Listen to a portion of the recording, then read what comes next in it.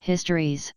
Mashes had not been wrong. The Ordo Hereticus Inquisitor, Marcos, had much to ask Celestia once she had arrived aboard the Inquisitor's cruiser. She had barely enough time to place her armor in a secure spot, just so she did not rely too heavily on her powers to disguise herself, before she found herself escorted to one of the ship's interrogation chambers. At least they spared Twilight from their questions, she thought. The Inquisitor had started with some general questions, her name, home world, psychic prowess, all questions she could answer easily without divulging her true nature. This did not seem to please the Inquisitor, who had taken young Mashes aside for a private conversation. Neither of them realized that Celestia could easily eavesdrop on them. And you just accepted her demands so easily, the older one, Marcos, hissed. I didn't see why I shouldn't, Mashes countered.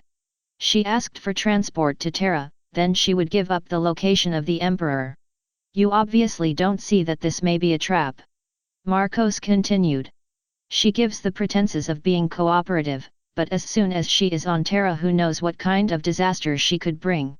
The trip to Terra is several months, Lord Marcos, will have more than enough time to judge her trustworthiness. No one can be fully trusted, Mashes. This woman has done nothing to convince me that she is the Emperor's herald. Other than the fact that she is where the prophecy said she would be. The prophecy could have meant any multitude of things. We need to maintain calm before taking any major action. There was a pause. Celestia was half tempted to reach further, to touch the minds of her interrogators ever so slightly, but refrained from doing so as Marcos continued. We shall continue with the interrogation. Keep a closer eye on our guest. Celestia was half tempted to roll her eyes. Zealotry like that of the Lord Inquisitor had its places, but it was also adept at clouding the mind in the worst of situations. She straightened up as Lord Marcos and Mashes re-entered the chamber, Mashes taking a spot along the wall while Marcos sat down in front of Celestia. Now, I suppose you have taken some more time to think over what I have asked you. I haven't much else to do, Celestia replied. You are in the position of power, after all. Marcos' remaining eye narrowed, but he remained silent for now. You still wish for me to give you information on the Emperor? Among other things. Marcos leaned back slightly. Your student, Terra, what is her connection to this? She is my student, Celestia replied. I have been mentoring her on a variety of topics since she was sanctioned. Then she is a psyker, as are you. Celestia nodded, and Marcos' eyes narrowed again.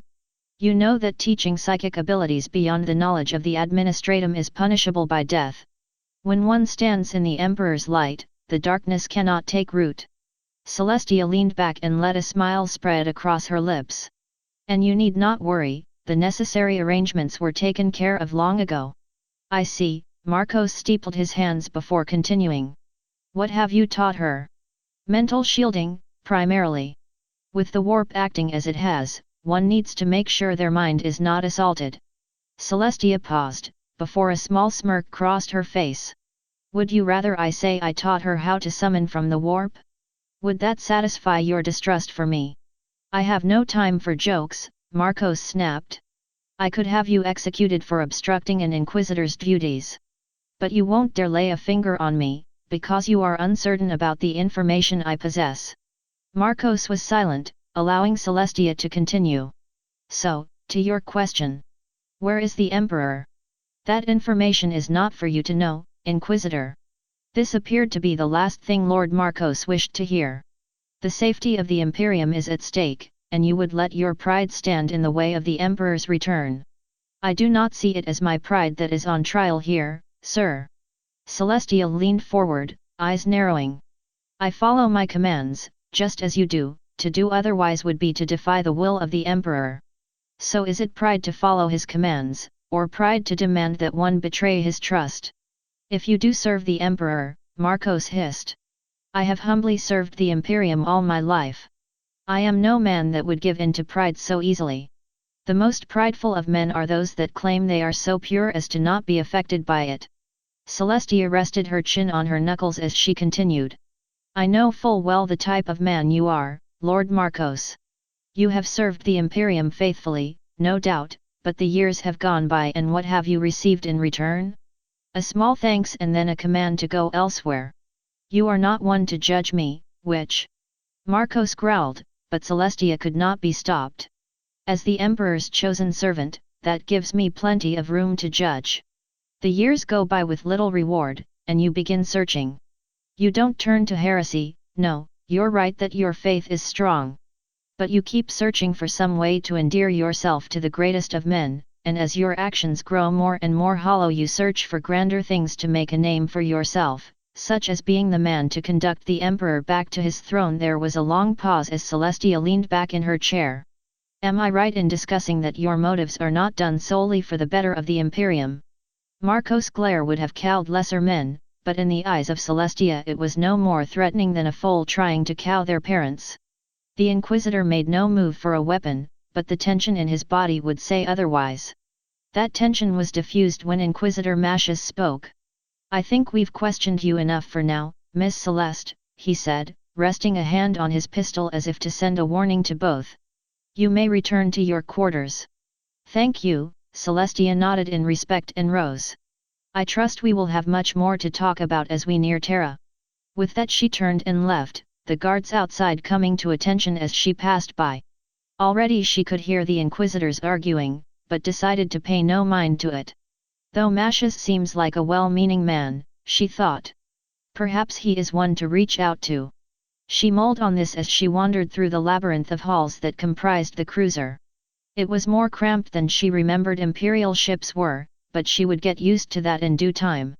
Fortunately, the interrogation chamber was not too isolated, and Celestia managed to find her way back to the rooms she and Twilight would be staying in.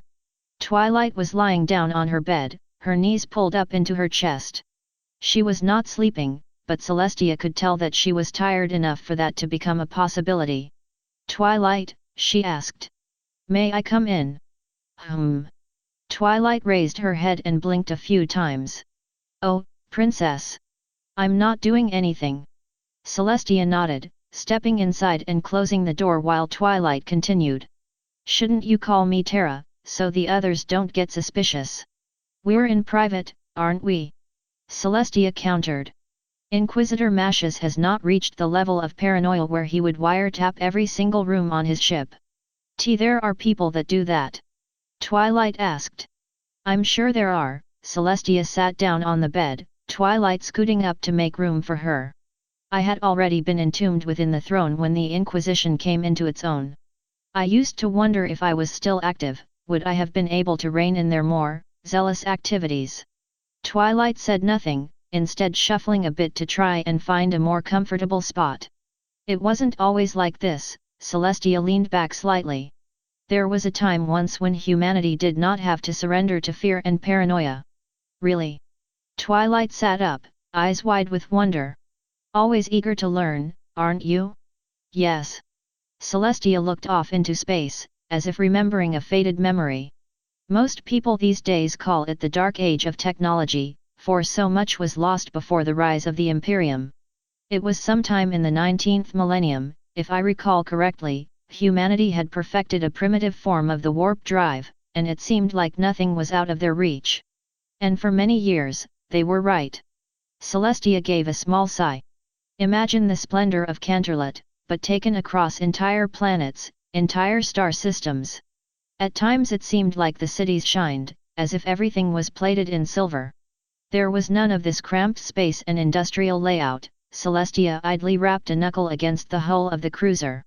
Everything was designed with both practicality and aesthetic pleasure in mind.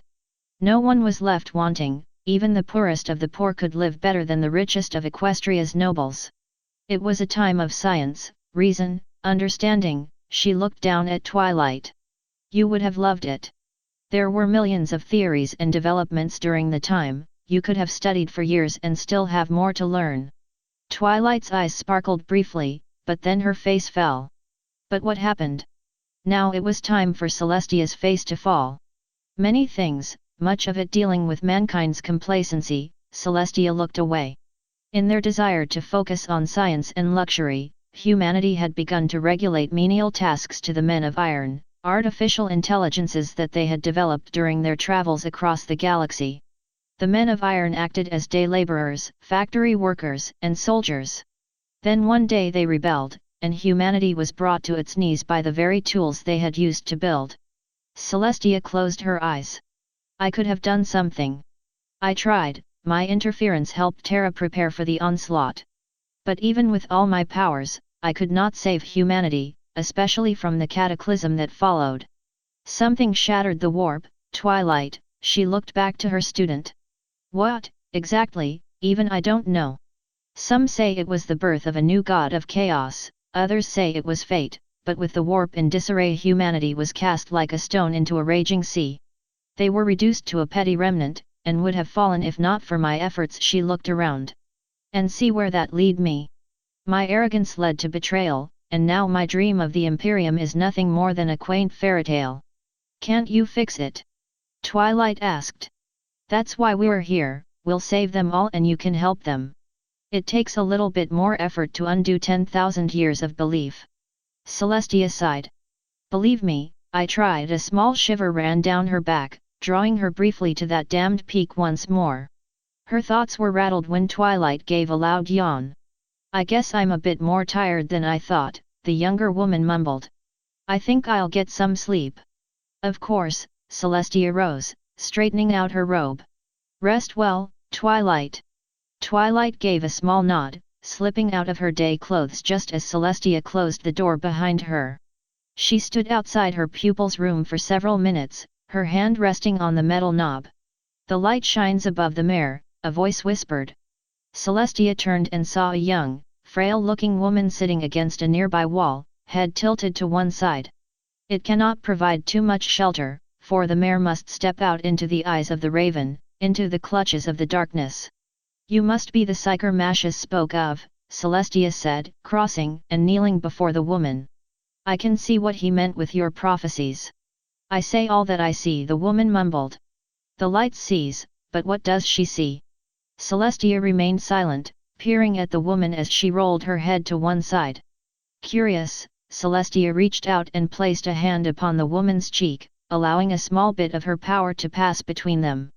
You poor thing, she whispered. You have seen much for one so young, and who was there to help you? Mother lost her grip. Father, his life. Tears began to well up in the young woman's eyes. I can hear the screams, the cries for help, but no one else can hear them. The others, they say they understand, but they don't. I am a light surrounded by darkness, and I see what is to come, but no one sees one light. Instinct kicked in as the woman burst into tears.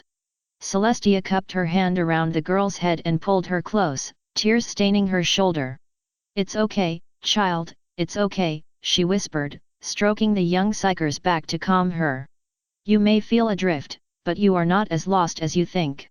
The darkness may close in, but the light will chase away the dark. No, it won't, the girl mumbled through Celestia's shoulder. It never has. It has now, Celestia replied. I will not let you drift, my child. Your light is sheltered beneath me. The shelter will not last, the girl whispered. The darkness closes in, and lights will fade. Not if I can stop it, Celestia said. Not if I can stop it. Twilight's sleep had not been as restful as she had hoped. The bed she had been provided felt more like stone than anything else, but by the time she had gotten used to that her dreams had gone weird. Most had something to do with birds, ravens primarily, and made even less sense than her normal dreams. I suppose I can always talk with Princess Luna when we get back to Equestria, she mused as she pulled out new clothes for the day. Maybe she can teach me something about dream magic. Dressing was getting easier, though even Rarity would be miffed over the amount of straps humans put in their clothing. Once she was certain she was reasonably dressed, she stepped out into the hall and closed the door to her room behind her. The cruiser was much like the first human ship she had seen, only on a much grander scale. Stepping into one of the main halls felt less like stepping into a ship and more like stepping into a cathedral, like the one where Celestia had received the elements of harmony during the lunar heresy. The ceiling swept upward in great arches, like the wings of some great bird preparing to take flight. The lighting was a bit dim in places, but candle-like lights lined the arches and pillars, providing enough visibility for Twilight to see and navigate. The entire ship seemed to hum, not just from the mechanisms that drove the ship through the warp but from singing chants, hymns, praises to a god that Twilight was still trying to understand, all woven in the very texture of the vessel. Twilight had never been a religious pony, but the passion that these humans put into their praise intrigued her. Lost. Twilight let out a small yelp and spun in place, spotting Mashes stepping out from under one of the arches. With his dark hair and robes, he had been almost invisible, though now that Twilight saw him approaching she chided herself on not paying attention. "And no," she stammered. "Well, yes, actually. This ship is rather big. Be fortunate that it wasn't a Phalanx-class star fortress. I've heard the Imperial Fists still find small tribes living in the bowels of that thing." Twilight's jaw tightened. There were ships so massive tribes could form in them? "Don't worry, the Sanguinium Martyrs has been in my possession for some time, I've gotten quite used to its halls." "Oh, good." Twilight nodded before Mashes continued. "You look hungry. Come, let me show you where the mess hall is." He strode past Twilight towards one of the better-lit hallways. "It's not a Fenrician victory feast, but it's still pretty good." "Oh, thank you." Twilight fell and stepped next to the Inquisitor. Occasionally she could cast a glance towards the man, darting away before he noticed her. Or at least she hoped so. "So tell me, Terra," he started. "What planet did you say you were from?" I didn't say," Twilight mumbled. "It's far from here, though. I'm not sure if I'd be able to find it again." "I understand." Mashes nodded. "There are quite a few soldiers of the Imperium whose only ties to their home world is the banner they serve under. But it was a nice place to live, though." "Oh yes," Twilight perked up. "It was quiet, peaceful.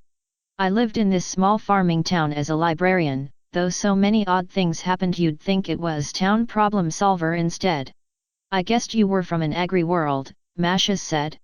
"And I can understand you being a codicer of sorts, you definitely have the bookish look. But I would have thought that a small town would not need a person like that." "That's ridiculous!" Twilight half cried. "Can you imagine what would happen if a town didn't have a librarian? Nothing would get done, no one would be able to record any information whatsoever, plenty of people would be petrified in perfect pandemonium." At this, Mashes laughed. "Quite the alliterative response, no?" he asked. At this, Twilight blushed and looked away. It happens when I get frustrated, or flustered, or panicked, or dash. I understand completely. And I mean no disrespect, one of the first lessons I learned when I was taken into the Inquisition was that knowledge is the most powerful and dangerous weapons of all. With it you can create masterpieces to last ages, or destroy entire sectors.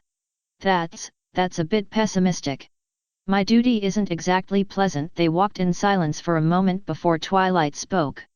"Mashes, where are you from?" she asked. "I don't know, honestly." Mashes shrugged. "Some shrine world near Deliverance, I think. My parents were members of the priesthood, and I would have followed them had not the Ordo Xenos taken me into their fold as a child." "A child? Why? It takes time to train a loyal Inquisitor." Mashes cast a glance over to Twilight. "I guess it's a mite different from what you're used to, isn't it?" "Well, yes. Foals usually aren't kidnapped to discover their special talents," she thought, but decided against saying such things. "Well, I suppose we can't all live innocent lives as agri-world codicers," Mashes sighed. "I suppose I envy you in that regard. The Inquisition does good work, but it is much more dangerous than what your life has been. It's rare to find innocence among the stars." "Oh," there was a pause before Twilight spoke again. "How long have you been an Inquisitor?" 10 years, give or take. Including my training, it's closer to 26 years," he chuckled. "I've been fighting or being trained to fight the enemies of the Imperium since before I could read. Some of it has been easy." Twilight noticed that his left hand twitched slightly. "Some of it hasn't." I see." Twilight looked away. "Is that why your hand twitches?" There was a pause as Mashes regarded Twilight. She gave a small gasp and shied away. "Sorry, I shouldn't pry. I just saw your hand twitches and thought it might have something to do with. I don't know. Forget I asked, it was rude." There's no need to apologize, Mashes countered. Though your curiosity might lead you to a dangerous spot someday. However, if you really want to know, Mashes stopped walking for a moment and began to unlace the glove on his left hand. Twilight watched him in silence, one eyebrow raised in anticipation before Mashes finished. Then she gasped. His left arm, from the elbow down, was made entirely of metal. It still looked like a hand, albeit crude and not streamlined in any way, but with the glove on Twilight had barely noticed. She worked her jaw for a moment, trying to come up with something to say, but for the longest time words failed her. What happened to your hand? She asked, grabbing Mash's arm to inspect it more closely. It was not entirely my fault, he started. Well, it was right before I became a full Inquisitor, so I was in my late teens or so. We were clearing a foundry on Nicodemus of orcs that had been tearing up the machinery to build tanks and weapons. I was doing my best to keep the plasma pistol I was using from overheating, but, he shrugged. One orc bullet went wide and struck the thing. My arm was vaporized before I even realized what had happened. Twilight blinked. He probably wasn't that much older than she was, and yet in that short period he had seen more action and received more injuries than any pony she knew, even her brother. She paused, looking back down at Mash's hand. I've never seen anything like this.